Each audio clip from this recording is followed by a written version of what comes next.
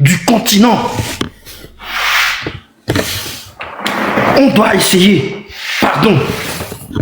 Je vous en supplie, essayons de nous mettre ensemble. Et ça se vaut pour tous les Africains. Ça ne vaut pas que pour les Togolais. C'est partout en Afrique. Et l'invité qu'on a reçu aujourd'hui, qui est Camerounais, il l'a très bien expliqué.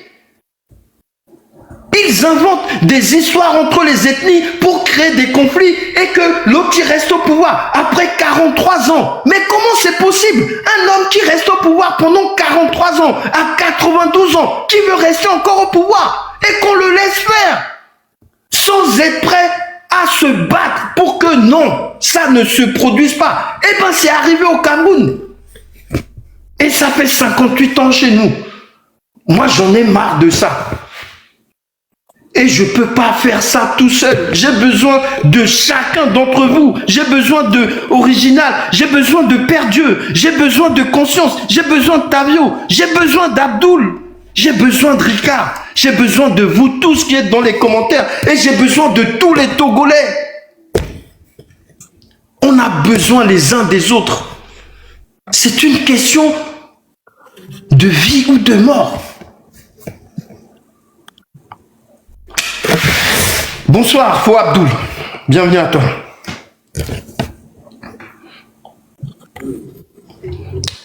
Fou Abdoul, t'es là? Non, il n'est pas encore arrivé. Fou Egadede Egberligbo, Pumponamito. Ok, d'accord. Merci. J'ai bien écouté tout ce que vous avez dit.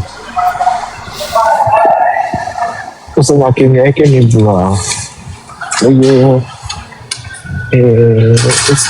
qui m'intrigue, moi, je veux comprendre aujourd'hui sur votre panel. Parce qu'apparemment, on dirait qu'il y a certaines personnes qui comprennent mieux la chose que certaines personnes.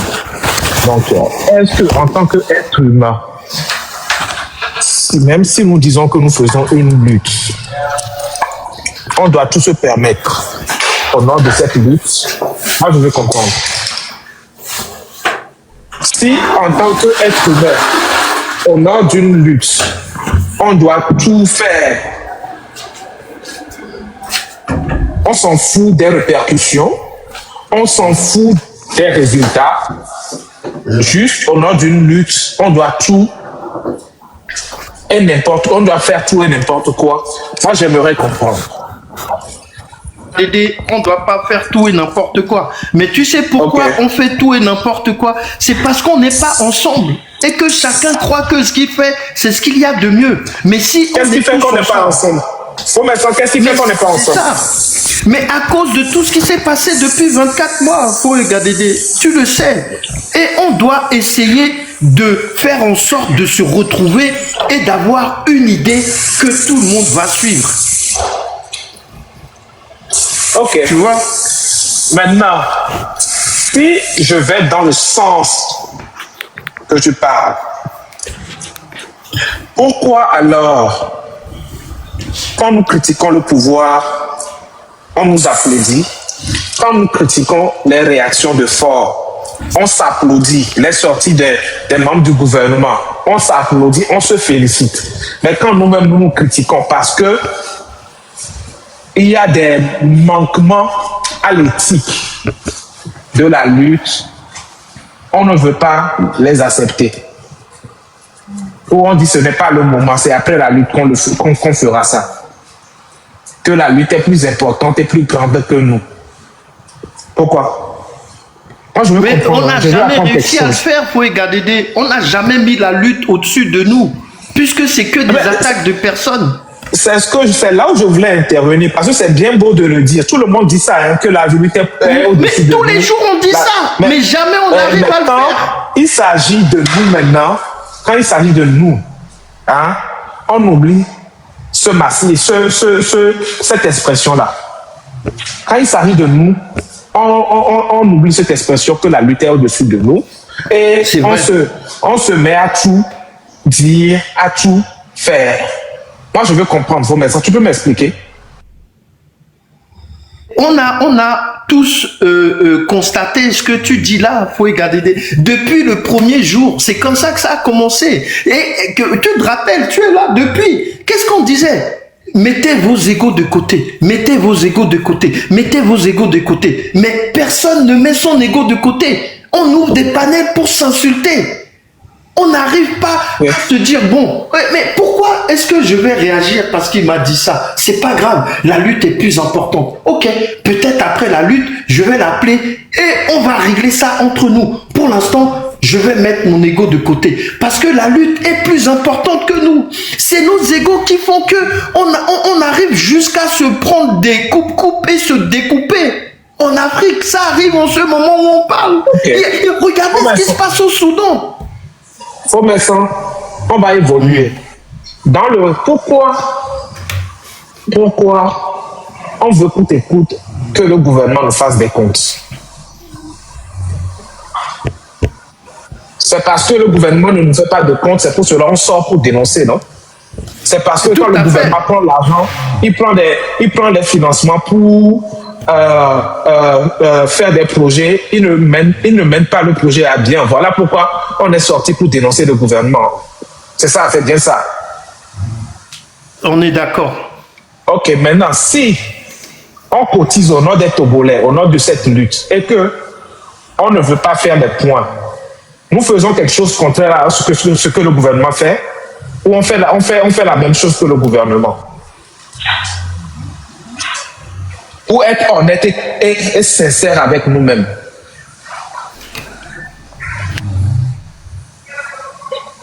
Faut mettre ça. Oui, c'est là où on rejoint ce que Faux Conscience a dit avant de partir. Et c'est l'éducation aussi qui fait ça. C'est l'éducation. Ok. Maintenant, quand on prétend faire une lutte et qu'on dit aux gens que la lutte n'a pas besoin de réflexion, pourtant, faut mettre ça, et toi, Forika, quand vous avez ouvert le panel ce matin, vous avez fait une réflexion et avant de l'ouvrir. Et en évoluant sur le panel, on était en train de faire une réflexion. Pourtant, on nous interdit de faire des réflexions dans la lutte. Et quand tu commences par réfléchir, on te dit non, faut pas réfléchir, faut suivre ce qu'on te dit. Je veux comprendre ce point-là aussi. Oui, ça, je pense que c'est des... comment on appelle ça? C'est des erreurs de langage. Et c'est dû aussi, je pense, beaucoup à l'éducation. Et c'est dû aussi beaucoup à l'ego. L'ego, toujours. Ok. Maintenant, est-ce que dire à quelqu'un que je vais aller lire ou bien je vais aller apprendre un sujet que je ne maîtrise pas ou de faire une réflexion par rapport à une thématique donnée, plutôt, c'est insulter cette personne ou rabaisser cette personne ou prendre cette personne de haut? Mais c'est encore l'ego, il faut regarder. On tourne toujours autour de l'ego.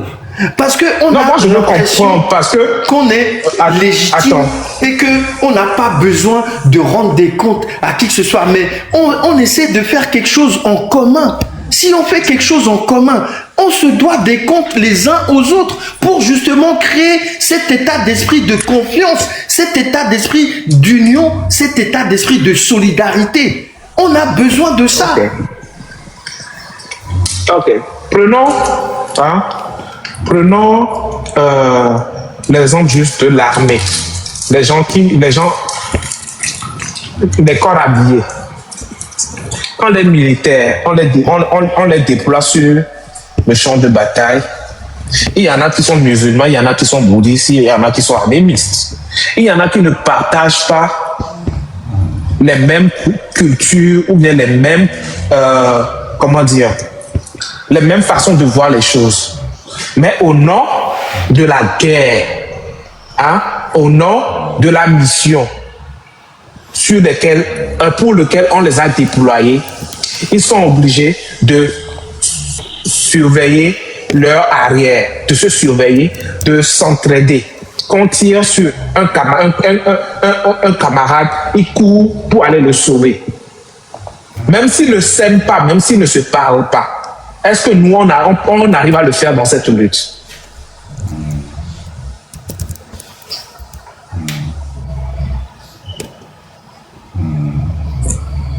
Faux médecin. Oui, vas-y, continue, il faut Galilée. Ok, ce que je veux dire, même quand on déploie les militaires, peu importe leur conviction, leur religion, ils savent ils ont une même vision. La vision, c'est de réussir cette lutte, c'est de réussir la guerre, c'est d'anéantir l'ennemi. Mais nous, on est même incapable de définir c'est qui notre ennemi. Est-ce qu'on peut gagner cette guerre? Ça va être compliqué. Ok. Donc, quand les gens parlent pour parler et ne veulent pas qu'on leur dise qu'ils parlent pour parler là, hein, ayez le courage de leur dire, comment on l'appelle, de les rappeler à l'ordre. Quand les gens viennent débiter des inepties, ayez le courage de leur répondre qu'est-ce qu'ils sont en train de dire, c'est des bêtises. Je continue dans mon interrogatoire, comme M. Conscience l'a dit. M. Conscience a parlé d'audience. Est-ce que la lutte est devenue le nombre d'abonnés, le nombre de personnes qui suivent nos lives, ou bien la lutte c'est sur le terrain? C'est combien de personnes peuvent sortir et chasser ce régime, ce système? Non, mais justement, c'est ça qu'il disait. Il disait que les gens qui ont de l'audience, ils pensent qu'ils sont les plus légitimes, alors que c'est pas vrai. C'est ça qu'il disait. Il dit c'est pas ceux qui ont de l'audience qui sont les plus légitimes. C'est pas ce qu'il a dit.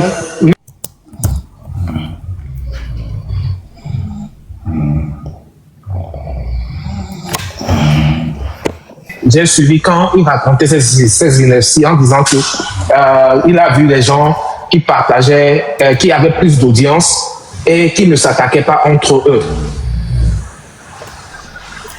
Donc, que monsieur Connaissance ou bien Renaissance aille apprendre ce qu'on appelle audience. En matière d'audience, il y a audience de qualité et audience de quantité. Qu'est-ce que nous voulons dans cette lutte? Nous voulons une audience de qualité ou bien nous voulons une audience de quantité?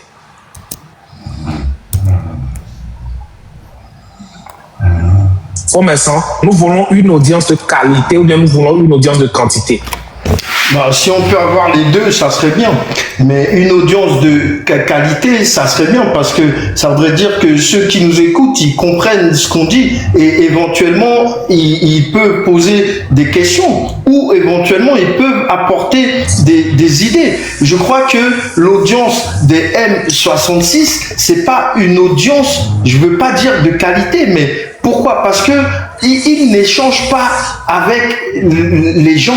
Ils viennent, ils parlent, ils s'en vont. Il n'y a pas cet échange-là. Même si on sait que derrière le rideau, il y a des gens qui sont à leur côté et qui leur diffusent, leur promulguent des conseils. Mais ceux qui viennent, des fois, ils sont 3 000, 4 000, 5 000. Les 3, 4, 5 000 n'interviennent pas. Donc, est-ce qu'on peut dire que c'est une audience de qualité? Non, mais c'est une audience de quantité, certes.